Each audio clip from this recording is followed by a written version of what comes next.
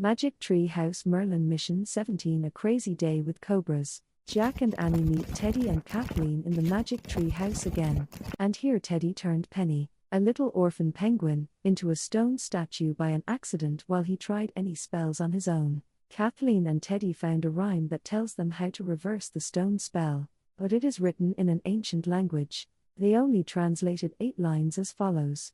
Ye say that ye wish your spell be reversed. 4 things ye must find. Here is the first. In the shape of a rose is an emerald stone that uncovers the heart of ones who's alone. Therefore, Jack and Annie must find an emerald stone shaped like a rose for Teddy and Kathleen, who must translate other lines of the rhyme. Jack and Annie are requested to go back almost 400 years and visit one of the great moguls of India. Teddy gives them a book titled Mughal Empire of India, and Kathleen gives them a tiny blue bottle with a potion to make them very small. With a research book and a blue bottle, they travel to India in 1600s.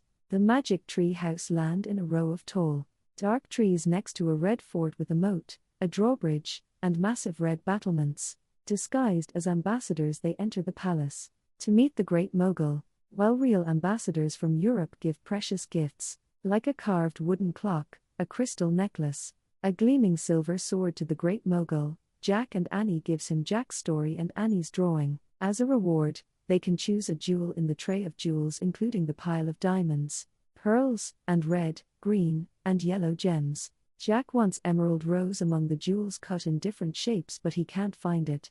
However, Annie picks a green stone, a small emerald shaped like a rose, and she hands Jack the emerald rose with 5 tiny rose petals that curled back at the edges. Their mission to get emerald rose is accomplished, but they should view a parade. In the parade, there are 100 Arabian horses, cheetahs, with tan fur and black spots, and rows of elephants, like a fleet of grey ships. However, an elephant is captured by the guard, because it tried to escape.